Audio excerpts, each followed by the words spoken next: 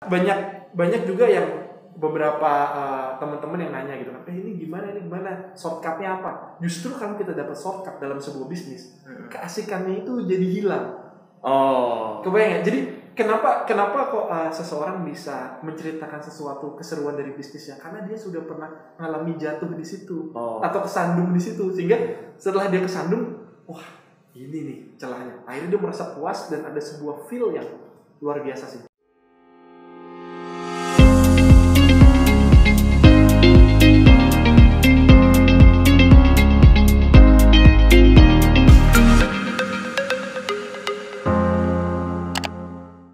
Halo rekan Aludi, sebelum nonton video ini, wajib diingat apapun yang dibicarakan di channel ini merupakan pendapat pribadi dan analisa pribadi host maupun speaker.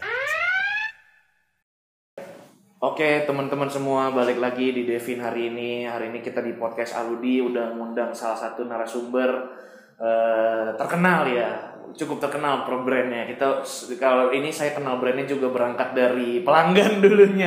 Ya, kita bareng sama co-founder and CEO-nya Chevalier. Halo Pak Ega. Pak Mas Bro. Bebas. Bro ya bro. Okay. Lebih bro soalnya kayak kita nggak jauh ya bro. Iya. Jadi ini Bro Egar salah satu dari CEO and co-foundernya Chevalier. Kita hari ini mau sharing-sharing soal bagaimana ceritanya Bro Egar sendiri bisa ngejalanin bahkan jauh tadi ya sempat ngobrol di depan tadi bentar backgroundnya jauh nih, pivot nih ya. Sama, saya juga pivot sama. Jadi boleh Bro diperkenalkan backgroundnya gimana sampai akhirnya bisa ngebangun Chevalier. Oke, assalamualaikum warahmatullahi wabarakatuh. Perkenalkan, nama saya Egar Putra Batra. Saya adalah owner dari Chevalier. Sebenarnya sih sekarang yang benar-benar lagi saya tekunin sama tim itu adalah Chevalier, Monoka, sama Etrabox. Jadi Chevalier itu di sepatu premium yang udah dari 2011 kita launching, segmennya itu middle up. Dan Monoka itu dia lebih ke basic, jadi kebutuhan basic, ada sepatu, ada jaket, ada tas. Itu kita mulai di 2016-2017 itu untuk segmen middle low. Nah, lalu Etrabox itu adalah jasa interior desain. Saya punya tim yang alhamdulillah solid dan bagus timnya, sehingga kita bisa dipercaya banyak klien. Dan sebuah keberuntungan lah saya bisa ada di podcast ini, dan terima kasih udah mengundang saya. Oh iya, ya, kita juga thank you ya Mas sudah bisa datang ya. Jadi mungkin hari ini kita bakal ngobrol soal perkembangannya dari awal journey-nya bisa ngebangun Chevalier sampai akhirnya jadi ada anak perusahaannya yang Monoka itu ya. Sampai yang terakhir ada yang interior design ya. Iya betul. Jadi kalau misalkan dari Bro Egar sendiri nih ya kan. Bro Egar backgroundnya dari pertambangan ya tadi? Iya, saya teknik pertambangan ITB. Jadi memang jauh ya. Iya. Itu kenapa bisa pivotnya jauh? Oke, jadi sebenarnya gini. Ketika kita masih SMA, kan kita udah harus nentuin kita mau jurusan apa. Oh iya. Nah, menurut saya itu kita terlalu muda gitu untuk disuruh nentuin di momen itu. Jadi waktu itu yang keren apa ya gitu. Wah, cowok keren kayaknya pertambangan ITB. Maco banget ya. ITB kan gitu kan.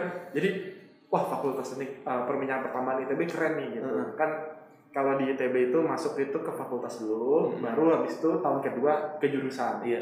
Jadi akhirnya saya ambil jurusan pertambangan, dan ternyata sambil jalan saya menemukan passion yang berbeda. Gitu. Jadi di 2011 itu 9 bulan sebelum launching Chevalier itu saya riset. Saya riset gimana sih cara nemuin pengrajin sepatu yang memang bisa punya kualitas yang bagus. Di tahun itu, jadi kita nggak ngomong sekarang ya, kita ngomong di tahun itu, untuk nemuin pengrajin yang bagus dengan kualitas yang tinggi itu nggak mudah.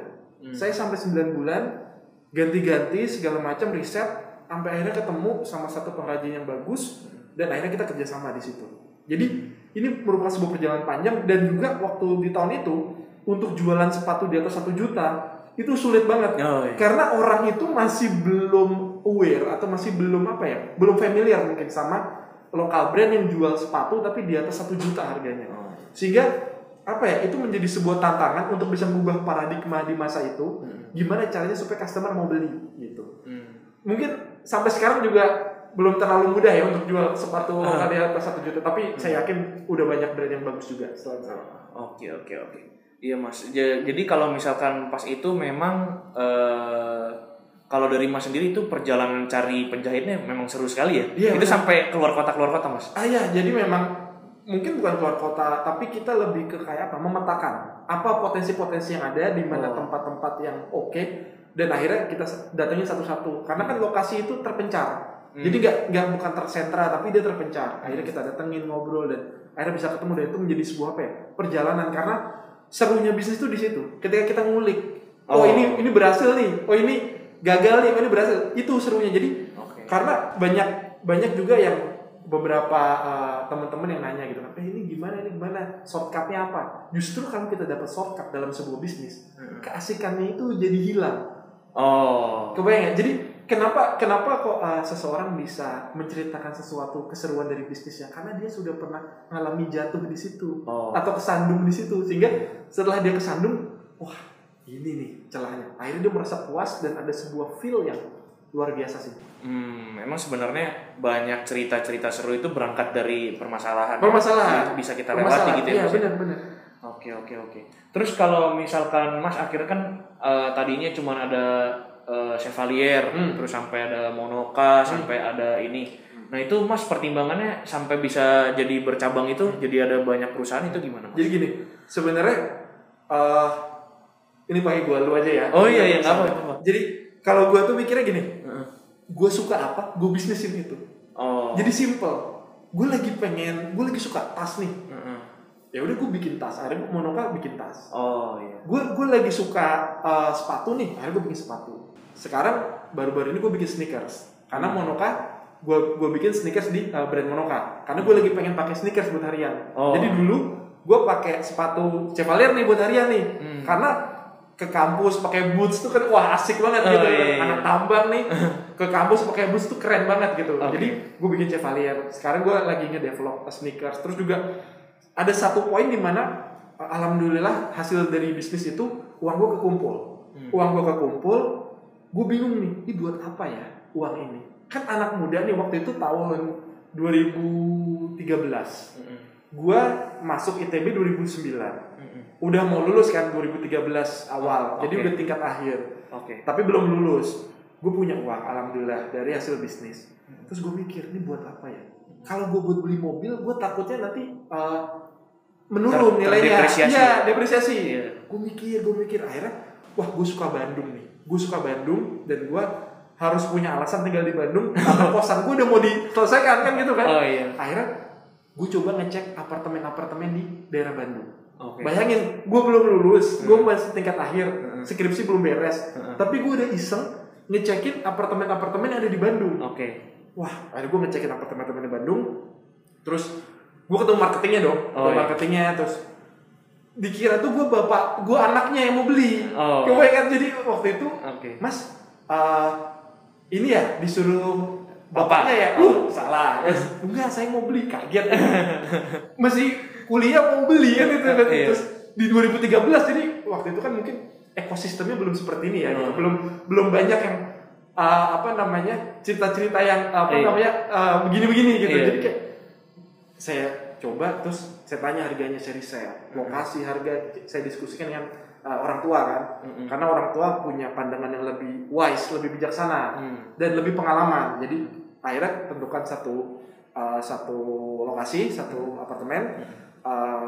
Saya diskusi sama orang tua, akhirnya kekurangannya waktu itu ditalangin sama orang tua, tapi saya harus bayar nyicil. Tapi kan efeknya jadi nggak ada bunga kan, nggak ada riba gitu kan. Iya, benar. Yang saya kejar itu gitu, jadi lebih simpel kan gitu. Akhirnya saya berhasil. Jadi kalau ngomong privilege, alhamdulillah itu salah satu privilege saya. Jadi tapi privilege itu menjadi sia-sia kalau kita nggak berani, benar nggak? Kan kita lagi rame nih ngomongin privilege kan. Nah, sebenarnya saya yakin hampir semua orang tuh punya privilege yang masing-masing. Cuma gimana cara kita memaksimalkan privilege itu. Jadi akhirnya saya nyicil ke orang tua, dan yang awalnya ditarget sekian tahun baru lunas, ternyata bisa lebih cepat. Karena apa?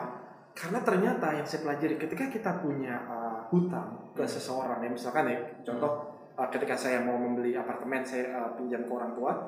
Ketika kita punya niat untuk melunasi itu semaksimal yang kita bisa, hutang itu ternyata dipercepat pelunasannya jauh lebih cepat dari apa yang kita kira.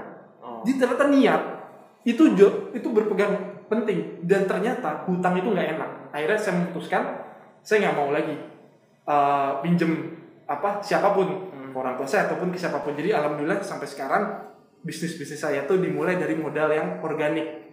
Jadi yang benar-benar untung putar, dari profit diputar. Jadi bukan dari pinjaman-pinjaman, dan ya itu menjadi sebuah sebuah pengalaman berbeda mungkin ya dari teman-teman gitu. Jadi saya tahu bahwa ternyata ini pinjam itu nggak enak menurut saya pribadi nih.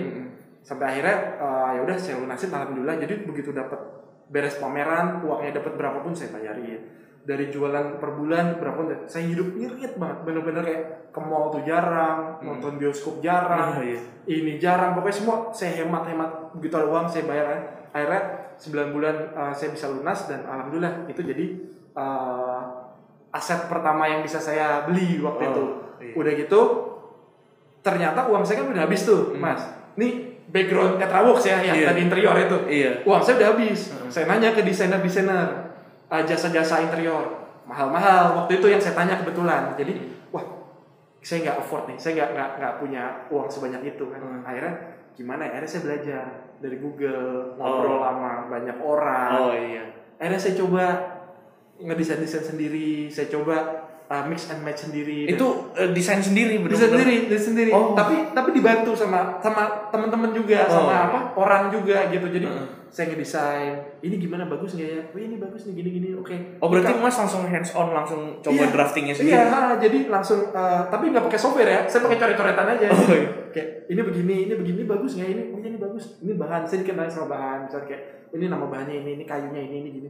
Oke, setelah saya cek segala macam oke nih, terwujudlah apartemen pertama saya dengan harga yang menurut saya masuk untuk ini saya. Teman-teman saya pada datang, wah nih dengan desain yang masuk. Wah ini punya luker. Jadi waktu itu saya punya apartemen itu ada lemari sepatunya, karena saya jual sepatu. Jadi saya pengen itu jadi kayak base camp saya kan gitu. Sebenarnya cuma apartemen studio gitu, tapi cukuplah untuk mahasiswa cukup banget gitu. Saya bikin sebuah lemari display sepatu di situ. Akhirnya teman-teman pada datang, dan pas pada datang mereka bilang, wah kok keren Gar, kok keren. Saya kan jadi yang benar kan gitu kan. Keren kan, jadi percaya diri. Oke deh, jadi kepikiran di bisnisnya. Tapi saya masih belum berani. Akhirnya berlanjut sampai akhirnya saya tinggal di rumah, punya suatu rumah. Saya renov itu, terus rumah itu 2016 saya foto-fotoin, terus kadang saya posting ke Instagram. Akhirnya ada satu media bilang, Mas boleh nggak rumahnya kami liput? Nah disitulah. Kalau kemarin kan baru pujian dari teman, apresiasi dari teman. Ini apresiasi dari media. Lebih legit lagi. Iya, saya mikir, oke deh, kayaknya kita seriusin. Akhirnya dapatlah saya satu persatu project, sehingga dari rekomendasi teman. Jadi Tetraworks itu mulai project pertama dari mana? Rekomendasi teman. Jadi makanya jangan sekali-kali kita meremehkan siapapun, karena bisa jadi orang yang kita remehkan atau orang yang kita anggap gak bisa bantu kita, itu justru orang yang akan nanti menjadi pembuka jalan rezeki kita gitu loh. Jadi kan dia perantaranya gitu. Jadi jangan pernah remehkan siapapun. Itu sih pesan saya. Oke. Berarti memang berangkatnya dari kenal dari teman-teman. Dan memang itu ini ya, marketingnya pas itu memang ya pas itu ya mulut ke mulut. Apa namanya? Mulut ke mulut. Iya, mulut ke mulut. Word of mouth. Iya, word of mouth. Bener itu.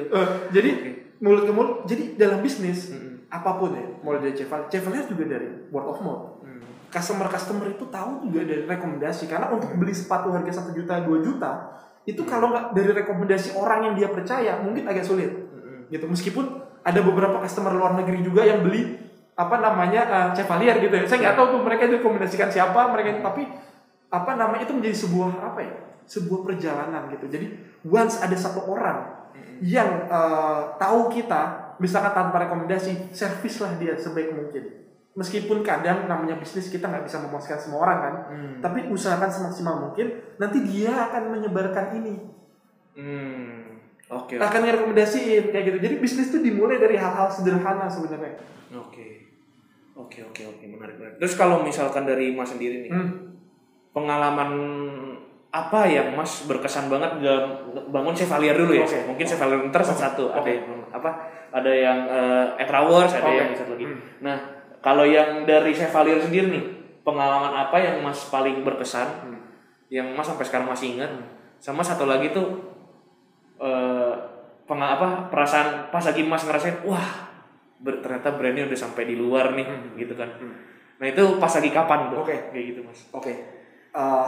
Pertama kali Chevalier bisa ngirim keluar itu adalah, kalau nggak salah ya, waktu itu saya dapat email dari orang Australia. Saya nggak tahu dia bisa tahu dari mana, saya juga nggak tahu. Dia email saya, dia nanya-nanya, cukup panjang nanya-nanyanya. Tapi saya selalu usahakan, saya nothing tulus nih. Apa iya orang luar negeri mau beli, kan pikiran kita gitu kan, gitu. Tapi saya coba servis sebaik mungkin, saya coba berikan pelayanan sebaik mungkin, saya jawab se-fast respon mungkin. Sampai akhirnya dia memutuskan beli. Orang itu, wah, saya kaget kan. Karena ongkirnya ke sana aja mahal. Iya, bahkan bisa lebih mahal daripada harga sepatunya. Gitu. Jadi ongkir kirim ke sana mahal. Tapi dia mau beli produk lokal Indonesia dengan harga sepatunya ditambah ongkir yang mahal. Itu menjadi sebuah menjadi sebuah pengalaman yang luar biasa buat saya waktu itu. Sehingga saya kirim dan alhamdulillah dia puas. Dia foto, dia review, ternyata dia salah satu suhu di salah satu forum. Kebayang nggak? Jadi kadang sesuatu itu terjadi begitu organik dan mengalir. Nggak semuanya itu by design. Kadang sesuatu itu terjadi begitu saja dan mengalir. Gimana cara kita responnya, menyikapi kejadian-kejadian yang terjadi. Nah, begitu saya servis bagus, feedbacknya bagus, dia posting, dan ternyata dia suhu. Bayangin kalau respon saya ketika email nanya-nanya doang nih, 2 minggu nanya terus, saya respon males-malesan, balasnya lama. Apa yang terjadi? Mungkin dia nggak akan review. Bener nggak? Jadi jangan pernah underestimate apapun. Kadang kita itu menilai berdasarkan logika kita. Misalnya, kayaknya dia bisa nguntungin gua. Dia kayaknya nggak mungkin nguntungin gua. Akhirnya kita cuma mau respect sama satu orang. Orang ini kita nggak. Bisa jadi yang rekomendasi kita yang kita nggak respect. Jadi respectlah ke semua orang. Respectlah terhadap apapun. Karena bisa jadi itu yang jadi perantaranya. Akhirnya dia review 24 jam setelah dia review, email dari luar negeri mau order masuk seperti zaman dulu BBM ya. BBM message masuk. Kayak setengah jam sekali masuk email dari luar negeri. Saya dari Amerika, saya dari ini, saya dari sana. Sampai akhirnya terbentuklah order luar negeri, shipping ke luar negeri. Akhirnya juga kita dikasih kesempatan untuk bisa pameran di luar negeri. Jadi itu salah satu momen yang luar biasa yang berhubungan dengan luar negeri. Jadi kalau orang nanya, kok bisa ekspor? Saya juga nggak tahu. Kebayang nggak? Kok bisa orang itu email saya juga nggak tahu. Jadi kadang jadilah orang yang peka terhadap semua kesempatan.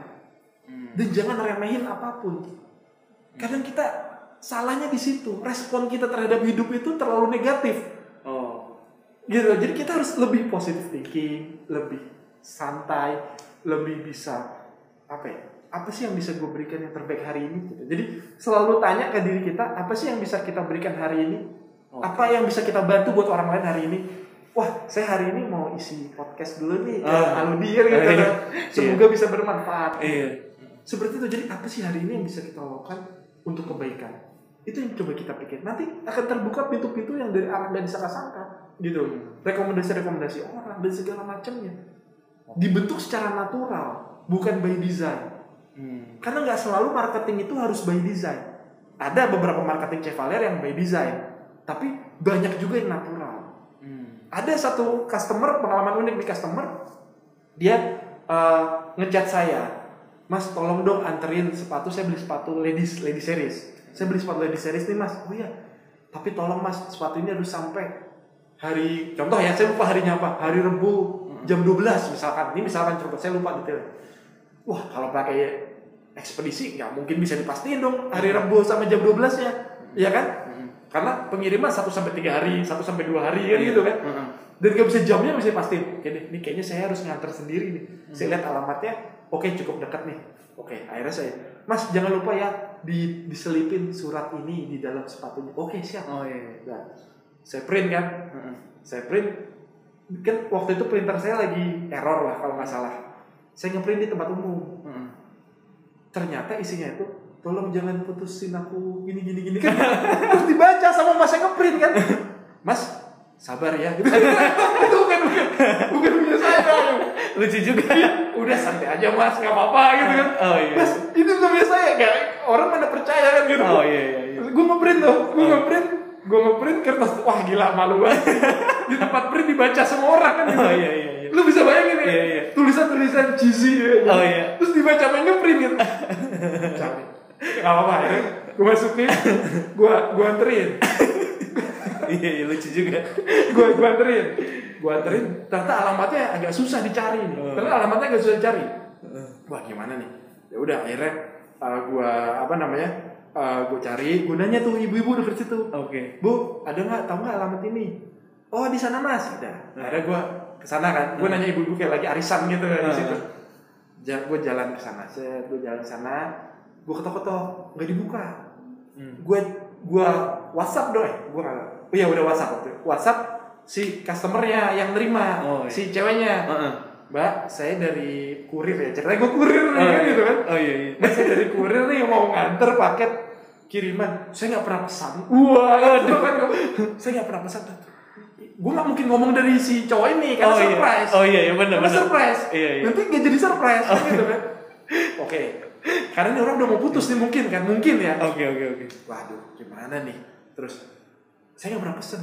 Mbak, tolong diterima, dibukain pintunya. Mbak boleh lihat dulu paketnya. Saya nggak mau mas. Pulangin aja. Mbak, tolong mbak. Saya harus nganter. Kan mencurigakan banget. Kok maksa? Padahal nih orang. Padahal nggak pesen ya. Susah banget ya. Ternyata jadi CEO itu nggak gampang. Bener nggak? Jadi ini hal-hal yang gue bilang itu bahwa setiap orang tuh punya jurinya masing-masing kan. Oh iya. Sampai akhirnya berarti mas jadi wingman-nya itunya mas. Iya benar gitu. Gue kadang jadi CEO, gue kadang jadi kurir, jadi apa gue gitu. Iya. Tapi gue menikmati semua itu. Oke. Dan sampai akhirnya gue nungguin tuh di depan tuh kan udah kayak orang nggak bener lah. Karena kan bingung kan gitu. Ya gimana, nggak mungkin gue balikin, dia udah minta tolong. Gue chat kan si masnya juga, mas gimana nggak diterima? Tolong mas, bantu saya, itu sampai diterima. Gitu. Akhirnya semua tuh orang tetangga-tetangga udah pada ngelirik kan, karena gue takutnya mencurigakan. Oh iya. Sampai akhirnya ibu-ibu yang ada satu bubar. Okay. Bubar, mas, kok belum dikasih paketnya? Bu, nggak dibukain. Udah titip saya aja. Wah, akhirnya gue titip, beres. Akhirnya malamnya yang customer cowok itu, mas makasih ya. Wah, jadi satisfying. Iya, satisfying. Jadi itu adalah gimana di juri ya. Kalau kita bicara juri, setiap brand itu punya jurinya masing-masing dan punya lucu-lucunya, dan gue punya stok lucu itu ada banyak banget. Gitu. Ada banyak banget stok lucu, cerita-cerita penting, dan itu yang membuat ini jadi berwarna. Makanya ketika gue ngejar bisnis, gue pengen bisnis gue itu hidup dengan berwarna, dengan kelucuan-kelucuannya, dengan keunikan-keunikannya yang bisa kita tertawakan suatu hari nanti. Bener ya? Oke, nanti kita ceritain lagi yang lebih banyak lagi ya dari sini. Thank you. Ntar masuk sesi kedua.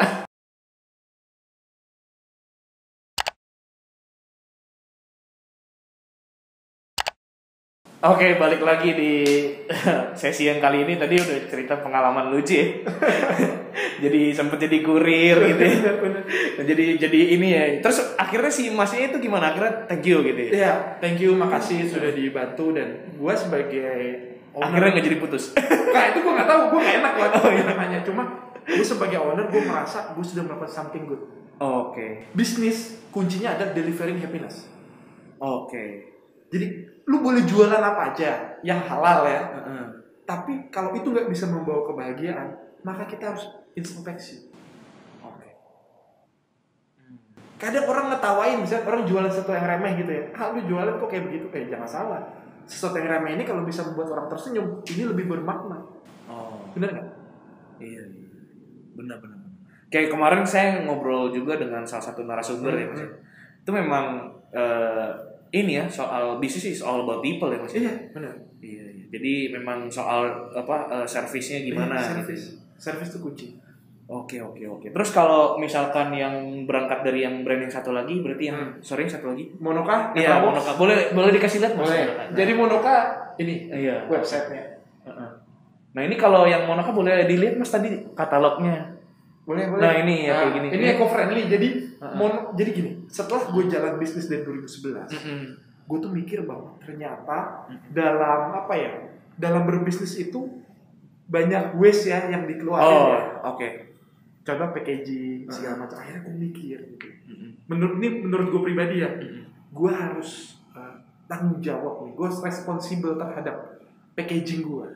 Akhirnya gue di Monoka itu gue pakai less plastik. Gue pakai packaging luarnya itu dari cassava, dari tanaman. Jadi dia biodegradable. Jadi kalau nggak salah ya istilahnya ini gue kalau nggak salah nih. Jadi kalau salah bisa dikoreksi. Dia bisa didaur ulang, bisa larut di dalam tanah setelah 40 hari, setelah 30 hari dia tuh kayak menyatu terurai. Jadi itu membuat gue merasa lebih lebih nyaman untuk berjualan. Karena ketika kita ngejual banyak item dalam sebulan gitu, misalnya kita bisa ngirim berapa banyak gitu ya, dan itu jadi sampah kan itu kita nggak enak rasanya. Jadi salah satu keunggulan Monoka itu adalah packagingnya yang 100% compostable packaging, terus juga dashbacknya kita dari laken relatif lebih ramah lingkungan relatif. Dan juga jadi kita simple aja, minimalis packaging. Kalau gue bilang gue mau minimalis packaging, karena apa? Dengan produk yang bagus itu sudah cukup buat customer. Jadi gue pengen edukasi ke customer bahwa Monoka itu produknya yang diunggulin. Packagingnya kita minimalis tapi eco-friendly. Sehingga apa? Dengan beli Monoka, kita tuh ikut kontribusi untuk less plastik. Oke. Sebenarnya sih itu sih belum pure 100% tanpa plastik belum, tapi sudah kita kurangi. Makanya istilah less plastik gitu. Oke. Jadi ya itulah Monoka. Jadi banyak mulai dari sepatu, jaket, terus juga tas dengan harga yang affordable. Jadi karena gue ngeliat orang itu banyak yang pengen dengan belanja 1 juta rupiah itu bisa dapat banyak, bisa dapat buat pakaian seminggu atau bisa buat ganti-ganti. Sehingga gue jual kayak sepatu tuh 200 ribuan kalau lagi promo, terus juga jaket juga 199 sampai 200 ribuan lebih dikit kalau lagi promo. Tasnya juga 100 ribuan, ada yang di bawah 100, ada yang tapi rata-rata 150 ribu, 160 ribu tasnya harganya. Jadi dengan uang 1 juta lu bisa dapat 3 tas, 1 sepatu dan 2 jaket atau 1 jaket, kebayang tuh. Jadi kayak gue pengen bener-bener bikin lu dengan uang yang segini lu bisa dapat banyak hal dengan kualitas yang bagus. Karena pengrajin yang ngerjainnya itu gue pengrajin kelas atas juga. Gitu. Terus ini kan ada brandnya Monoka, ada satu lagi brandnya Chevalier. Nah itu terinspirasi di balik nama itu ada artinya nggak? Jadi kalau gue itu kan sebenarnya kalau gue tahu bahwa orang Indonesia itu suka sesuatu yang ada unsur kebarat-baratannya sedikit. Gitu. Jadi gue Chevalier gue ambil dari Prancis, bahasa Prancis, artinya kesatria. Jadi dulu waktu di awal pameran kan dulu gue ikut beberapa pameran untuk brand lokal. Nah, gue tuh selalu dikira ini brand dari mana, Mas? Bosnya siapa? Padahal gue bosnya. Jadi gue selalu dikira, Mas kok pintar banget sih ngejelasin produknya. Pasti bosnya seneng. Loh, saya bos. Oke. Bingung kan mereka? Iya. Mas ini brand dari mana? Impor ya? Bukan. Ini brand lokal. Wih keren ya. Gitu. Monoka sampai sekarang itu kalau orang order, Mbak atau Mas, ini ini PO-nya kan PO ya. Jadi mostly produk gua tuh PO, orang harus nunggu karena handmade. Ini dikirim dari Jepang langsung, kalau Monoka Jepang. Iya. Ini kan ada tulisan Jepang. Ini mereknya juga Harunkyo. Jadi ini diimpor dari Jepang. Enggak, kita bikin lokal. Wah, yang bener. Terus pas datang sepatunya atau jaketnya, wah bagus ya. Jadi di Monoka ini repurchasing rate-nya tinggi banget. Kalau di Chevalier orang beli itu setahun bisa 2 kali. Kadang bisa 3 kali. Kalau di Monoka itu baru datang barang udah beli lagi. Kenapa? Ada satu customer cerita ke gue, Kak, saya dimarahin sama ibu saya gara-gara beli monoka. Takut kan? Oh iya. Sebagai admin kan takut kan? Oh iya. Ada lanjutannya. Tapi Kak, karena tasnya terlalu bagus. Kenapa saya beli 1? Kenapa nggak beli 3? Kebayang? Oh iya. Buat adik-adik semua. Akhirnya dia beli. Buat adiknya, buat ibunya, buat apa semuanya. Oh. Kebayang? Jadi kayak, wah. Terus gue pernah juga di chat, Kak, saya kecewa. Wah, takut kan gue? Saya kecewa. Kenapa datangnya terlalu cepat? Kebayang lu? Jadi monoka itu kan PO 30 hari. Iya. Dan itu sesuai antrian. Kadang itu bisa lebih cepat nyampenya. Kadang kalau delay dari apa supplier segala macam kita bisa mundur. Gitu kan. Nah, ini kalau kebetulan gue lagi ngirimin cepet nih. Customer bilang kecewa, kenapa? Karena terlalu cepat. Salah lagi kan? Gue salah mulu jual ini gitu. Jadi macam-macam. Ada yang beli lagi, ada yang disalahin lagi gara-gara kakak. Saya jadi disuruh traktir teman saya beliin. Macam-macam kan itu. Jadi kayak monoka tuh lucu-lucu juga gitu. Ada yang buat wedding. Iya, couple buat prewed, buat wedding. Jadi apa dia kasih dekoratif misalkan. Kalau di sini bisa custom made juga? Enggak, kalau monoka enggak, tapi modelnya cukup banyak. Modelnya cukup banyak gitu. Jadi apa namanya? Macam-macam. Terus juga nah ini review-review juga di website kita masukin gitu. Ini contoh-contohnya. Jadi kan kalau review, kalau gua yang ngetik sendiri, kan orang kurang percaya. Ya gua screenshot aja dari WhatsApp, iya, bener kan? Dari Instagram DM, dari ini WhatsApp. ini soalnya bener-bener terjadi. Bener-bener terjadi. Jadi ya udah gua screenshot aja daripada itu. Sudah sampai Kak suka banget, gak ngecewain. Nah, kayak gitu-gitu bakal jadi langganan nih. Jadi di monoka itu luar biasa sih. Repurchasing rate-nya luar biasa dan itu yang gua bener-bener alhamdulillah banget ya. Apakah kita bisa memuaskan 100%? Tidak. Nggak semua bisa kita puaskan. Tapi kalau mayoritas orang puas, itu menjadi sebuah kebahagiaan bagi owner. Oke. Ini juga saya mau nanya nih Mas ya. Ya, silakan. Kalau misalkan dari pertama kan kalau Mas jualnya dari Chevalier dulu, habis itu sampai akhirnya ke casualnya di monoka gitu ya Mas. Nah pas lagi Mas pertama kali buka Chevalier ini Mas milih produknya gimana nih? Kan orang pada kalau misalnya lagi bikin bisnis gitu kan biasanya pada bingung nih. Punya berapa produk, terus berapa jenis gitu. Kayak contohnya sepatu ada 3 jenis atau enggak langsung sepatu sama tas atau enggak sepatu dulu aja deh, satu aja. Nah, kalau pas itu gimana, Mas? Oke. Dulu pertimbangannya. Pertimbangannya. Terserah gue. Jadi gue lagi pengen nyapa ya itu. Jadi misalnya gue lagi pengen bikin sneakers yang ke atas nih. Ya udah gue bikin. Terus gue lagi pengen warnanya 3 warna. Ya udah gue bikin 3 warna. Nanti perkara yang laris yang mana kan PO. Belajarnya dari situ ya? Iya. Kebayang kan? Karena kan sistem gue kan PO, pre-order, handmade. Dan alhamdulillah gue punya produksi sendiri. Sehingga gue cukup bikin 1 sampel, gue posting. Orang gak suka ya mungkin dia gak beli, kalau suka dia beli. Selesai kan? Oke. Jadi bener-bener yang ini masih PO sampai sekarang? Sampai sekarang PO. PO-nya 30 dan orang nunggu. Dan udah PO aja orang masih makasih kayak gitu. Makanya itu membuat gue jadi semangat. Kebayang gak lu? Ini orang udah nunggu nih sebulan buat dapat. Habis itu dia masih makan, kan gue yang harusnya makasih. Udah mau nunggu sebulan, udah mau bayar di depan. Ini limited series juga semua Mas? Nah, ada beberapa limited, ada beberapa enggak. Gitu. Ada baru karena basic itu kan orang mau beli lagi. Jadi ada yang dia udah beli monoka nih, 1 sepatu. Setelah 1 tahun 2 tahun karena dia pakainya brutal, ada rusak-rusak. Dia beli lagi kayak 200.000. Beli lagi dia. Jadi orang butuh itu lagi dan lagi gitu. Oke. Menarik. Bukan yang orang punya 1 sepatu udah simpen. Enggak. Dia mau sepatu itu terjadi daily beaters dia. Sehingga pas rusak ya dia mau beli lagi. Menarik. Jadi kalau limited dia sedih nanti. Iya, malah dijaga-jaga ya. Oke. Terus kan ini kan kalau yang di monoka kan lebih ke casual. Kalau yang Chevalier lebih ke lebih formal ya. Atau luxury goods bisa dibilang. Iya, luxury goods ya.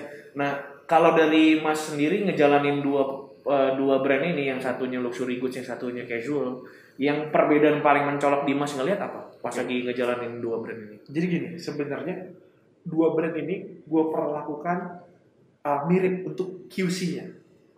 Jadi meskipun gue jual barang yang middle low, QC-nya, kualitasnya, pengrajinnya kelas A. Itu yang membuat kepuasan orang heran. Bayar 200.000, dapat kualitas kelas A. Kebayang kan? Tapi maksudnya gini, yang bilang kelas A atau enggak itu sebenarnya customer. Kalau Mas buka Instagramnya Monoka Store, itu highlightnya udah banyak banget isinya testing. Oke. Ratusan mungkin. Karena mungkin sebenarnya lebih dari itu, tapi gue nggak bisa nge-save-in. Kalau semua gue save-in nanti isinya highlight testimoni semua. Iya. Gitu. Jadi bisa dicek sendiri. Nah, itu gue perlakukan sama. Sehingga apa? Kepuasannya itu jadi terjaga. Karena misalnya gue perbedakan nih perlakuannya, nanti takutnya ketukar. Tapi begitu visi gue adalah memuaskan customer dan memberikan yang terbaik, that's it. Mau harganya murah, mau harganya mahal, tetap yang terbaik. Contoh di Chevalier, gue baru-baru ini ada customer dari Jerman, dia beli sepatu. Kebetulan temennya lagi kesini. Oh. Temennya, lagi mungkin dinas atau apa ya, ada urusan di Indonesia. Sehingga bilang, bisa nggak sepatu itu beres tanggal 20? Misalkan ya, ini contoh ya, tanggal 20. Bisa? Oke. Ternyata sepatunya beres tanggal 21. Temennya udah balik ke Jerman. Akhirnya apa yang gue lakukan? Karena visi gue adalah memuaskan customer, berusaha semaksimal mungkin free shipping ke Jerman. Sekarang lagi diproses shippingnya ke Jerman. Kebayang nggak? Padahal shipping ke Jerman kan mahal banget. Tapi ketika visi kita itu adalah satu, yaitu memuaskan customer, kita usahakan yang terbaik. Oke. Memang balik lagi, nggak semua bisa kita puaskan, kan gitu. Tapi kita berusaha semaksimal mungkin. Selama semua masih sesuai koridor, selama semua masih sesuai aturan dan sama-sama etiketnya baik. Jadi kan kita punya niat baik, customer punya niat baik, kita usahain yang terbaik. Oke. Terus kalau soal brandingnya sendiri nih Mas, gimana akhirnya Mas bisa, kan Mas berangkat dari Chevalier dulu pertama kan. Jadi kan pas lagi Mas bikin Monoka, harusnya teman-teman yang dari Chevalier ngelihatnya, Monoka akan jadi brand yang luxury juga. Gitu. Nah itu Mas sampai bikin personanya masing-masing, yang ini luxury, yang ini untuk casual, itu gimana sampai kepikiran pelaksanaannya? Sebenarnya sih gue ngikutin ini pasar. Jadi dulu gue bikin Monoka mewah. Ternyata orang kira fotonya palsu. Bayangin coba. Jadi setiap kali gue posting atau apa, atau WhatsApp datang minta foto asli dong. Ini emang nggak asli. Gue ingat loh. Kayak ini kan foto asli semua nih gitu. Iya. Tapi kalau Chevalier nggak minta foto asli. Karakternya. Udah tahu memang itu barangnya. Begitu gue jualan Monoka, nih misalnya gue kalau ini foto ini nih, saya minta dong foto asli. Ya itu asli gitu kan. Orang yang motret juga tim gue sendiri. Iya benar. Kenapa dibilang foto palsu? Bukan foto yang agak jelek gitu. Akhirnya gue siapin juga di Monoka foto-foto dari HP yang gak diedit. Gue siapin itu kan lihat flow kan. Itu kan sebenarnya adalah sebuah bentuk persona bahwa kita punya foto bagus, tapi kita juga punya stok foto jelek nih. Lu mau yang mana? Lu mau foto lagi bagus atau lagi jelek kan gitu kan? Bener ya? Itu kan persona kan gitu. Oke. Jadi kalau di Chevalier orang nggak nanya, Mas foto jeleknya nggak ada. Kalau Monoka orang nanya, ada foto jeleknya nggak? Foto asli ya, misalnya foto asli gitu. Foto asli itu definisinya foto dari HP tanpa edit yang pokoknya jelek gitu. Kalau di foto jelek aja kelihatan bagus, berarti barangnya emang bagus. Kebayangan lu? Iya. Kocak ya Mas ini ya. Makanya jadi memang oke deh, akhirnya muncullah gaya-gaya itu muncul. Jadi setiap brand punya style masing-masing seperti itu. Oke. Menarik ya. Jadi ini untuk industri fashion yang teman-teman kalau misalnya kita ngelihat memang ini ya udah banyak ya di Indonesia, udah banyak yang beli, udah customer base-nya di lokal udah kuat sekali, bahkan udah shipping keluar gitu. Nah terus kalau misalkan kita next mungkin ke yang Extra Work. Extra Work. Iya, yang Extra Works. Nah, kalau Extra Works ini kan berangkat dari dulunya iseng-iseng ngedesain sendiri ya Mas ya. Nah, kalau sekarang memang kalau klien Mas banyak kan orang yang lagi build kantor gitu ya Mas. Jadi gini, sebenarnya customernya itu kantor, ada apartemen, ada komersial. Jadi gue juga pernah dapat kesempatan ngerenov di salah satu mall ternama di dekat Bundaran HI. Terus gue juga dapat sebuah kehormatan juga merenov ruang menteri ruang meeting buat pejabat waktu itu. Nah itu gue juga sebuah kehormatan. Gitu. Terus juga gue dapat kesempatan buat ngerenov beberapa kantor-kantor yang digaya seperti co-working space. Seperti itu. Jadi itu menjadi sebuah sebuah kesempatan yang luar biasa dan itu semua mulut ke mulut. Jadi benar-benar gue bikin satu nih. Waktu itu ceritanya gue disuruh bikin project pertama Etraworks itu adalah gue disuruh bikin bekas 2 ruangan yang tidak terpakai. Ada 2 ruangan yang terpakai dijadiin satu. Gue disuruh bikin area tambahan buat anak magang. Jadi perusahaan tersebut lagi butuh apa? Butuh ruang tambahan. Space, ya, butuh tambahan buat itu. Akhirnya gue disuruh ngedesain. Oke deh, sip kalau gitu. Akhirnya gue bikin ruangan itu, tapi minta 3 hari harus beres. Jumat bongkaran, Minggu sore, Minggu malam harus beres supaya Senin udah rapi. Wah, project pertama begini. Tapi ya karena emang basicnya gue dengan perhitungan dan gue bilang oke ini bisa nih, tim gue yakinkan oke bisa nih. Akhirnya gue yakinkan semua, gue jalanin nekat. Waktu itu nekat, alhamdulillah jadi ruangannya gitu. Ini Mas dari kan misalkan kalau dari Mas sendiri kan nggak punya background di interior ya. Sampai akhirnya Mas ketemu partner Mas yang bisa jadi teman tektokannya Mas untuk mikir ini, itu perjalanannya gimana Mas? Itu unik-unik juga, Jadi yang jadi partner saya salah satunya yang dulu bantu ngerenov apartemen saya. Jadi saya kontak, mau nggak jadi partner? Oke, lanjut kita. Terus ada lagi tukang-tukangnya, itu dulu teman saya itu bangun rumah, tapi dia ditipu sama yang ngeborong. Akhirnya dia curhat ke saya bilang coba deh tanya-tanya sama, saya bantuin kan, coba tanya sama teman saya yang ini, mungkin dia paham. Waktu itu saya belum bisnis interior. Akhirnya dia nanya, dia dikenalin segala macam, akhirnya dia kenal beberapa tukang yang bagus. Rumah saya lagi bocor. Rumah saya lagi bocor. Dipanggil. Saya tanya ke dia, kan dia lagi bangun rumah. Boleh nggak pinjam tukangnya? Karena rumah saya lagi bocor. Boleh ya. Saya bawa tukangnya. Kok bagus rapinya? Terus saya tanya, Pak, Bapak bisa apa aja? Saya bisa macam-macam. Oh ya udah, saya save dulu nomornya ya. Oke Pak, nanti kalau Bapak saya ajak kerjasama mau nggak? Ya boleh Mas. Akhirnya sampai sekarang kerjasama. Berarti Mas emang dari semuanya Mas itu ya, dari level teratas sampai level yang paling itunya semua Mas kenal semua ya. Kenal. Dan alhamdulillah jadi solid kan. Terus teman-teman yang istilahnya bantu dari tim interiornya juga ada yang bantu buat bikin 3D, buat bikin bantu gambar kerja segala macam. Jadi saya didukung sama orang-orang yang luar biasa yang ketemunya secara tidak sengaja, bukan by design. Dan saya merasa beruntung, saya bisa dikelilingi oleh orang-orang yang baik dan juga orang yang bisa dipercaya karena kuncinya satu trust. Gitu. Ini balik ke tim ya berarti. Tim. Jadi apakah seorang saya ini atau gue ini bisa berdiri sendiri? Enggak, gue butuh bantuan tim. Dan kita insya Allah maju bersama. Gitu. Jadi gue misal lagi ada project, gue selalu ingetin udah sedekah dulu gitu. Supaya lancar bareng-bareng. Terus jangan lupa disisihin buat kayak mandor gue bilang kalau bisa disisihin buat naik haji. Oh ya Mas, siap. Nanti kalau naik haji cerita ke saya jadi bangga. Ternyata sekian dari nabung sisihkan yang bisa kita bantu ya, bisa buat dia melakukan sesuatu yang bernilai. Jadi kayak bisnis nggak cuma tentang hubungan sama customer, tapi juga sama tim. Menarik ya. Jadi dimensinya luar biasa. Jadi mungkin habis ini kita akan masuk sesi terakhir. Kita akan tanya-tanya yang bagian terakhirnya nanti habis ini, pantengin terus.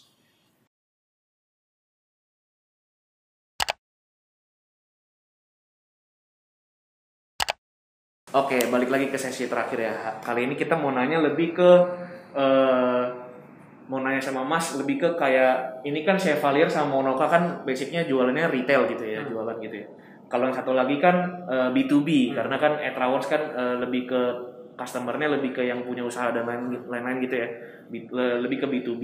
Nah, yang paling membedakan yang Mas dapat dari kedua ini yang pembedaannya apa gitu? Yang Mas paling kelihatan perbedaan? Treatmentnya beda sih. Jadi kalau kayak Etraworks banyak meeting sama customer langsung. Kalau Monoka sama Chevalier kan lebih ke end user ya. Jadi diakhiri secara online itu selesai. Tapi kalau Etraworks kita nggak bisa secara online, kita harus ketemu langsung, kita harus diskusi dan segala macam. Jadi secara proses bisnis berbeda dan keseruannya beda, tantangannya beda, luar biasa gitu. Karena detailnya segala macam, durasinya. Etraworks kan renovasi bisa 1 bulan sampai 3 bulan, 4 bulan, 5 bulan, 6 bulan gitu. Jadi bener-bener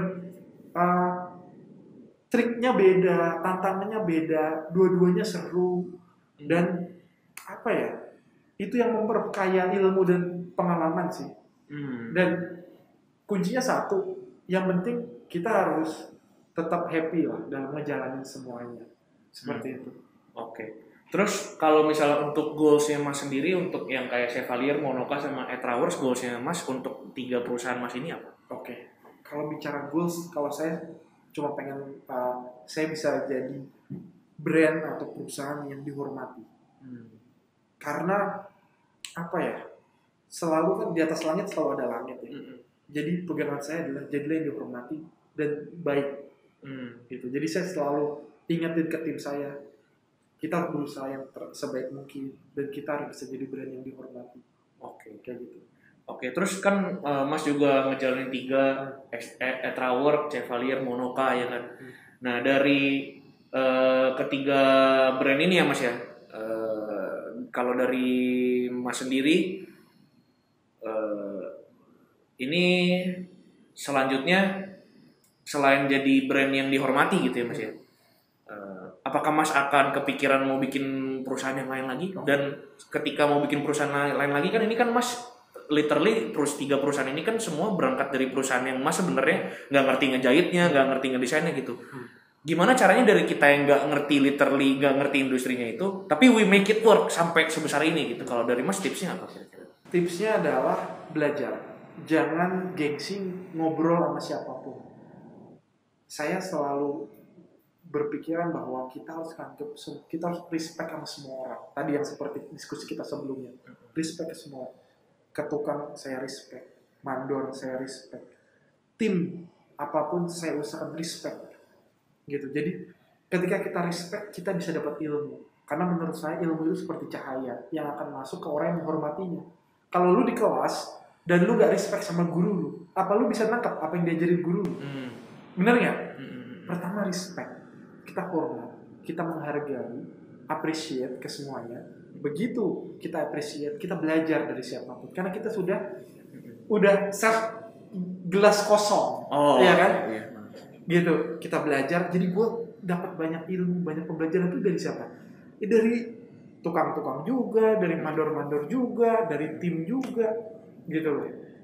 Belajarlah dari siapapun, kapanpun, dimanapun, gitu. Jadi termasuk di momen ini, gue terima kasih banget, gue banyak belajar dari bro juga. Masa sih? Kayaknya saya yang banyak belajar sama Mas nih. gue belajar gimana cara membawakan sebuah podcast yang seru kan gitu. Jadi kita belajar dimanapun, di setiap kesempatan. Dan ya itulah, nanti lama-lama kita jadi bisa. Gitu. Jangan pernah berkecil hati. Semua itu dianggap tantangan yang bisa diselesaikan, yang akan menghasilkan kepuasan. Oke. Ya udah mungkin podcastnya untuk hari ini itu dulu. Thank you banget sama Mas. Jadi untuk bisa sharing-sharing soal bisnisnya gitu ya. Hopefully podcast yang ini juga sama seperti podcast yang kemarin bisa ngasih insight dan inspirasi sama pendengar-pendengar semua. Oke. So far itu aja. Thank you ya Mas. Udah daftar udah di Aludi podcast dan thank you. See you di next podcast. Dadah. Buat kamu yang pengen tahu apapun tentang investasi, jangan lupa untuk subscribe dan like video-video kami, supaya kamu selalu update tentang investasi. Jangan lupa share juga ya. See you on the next video.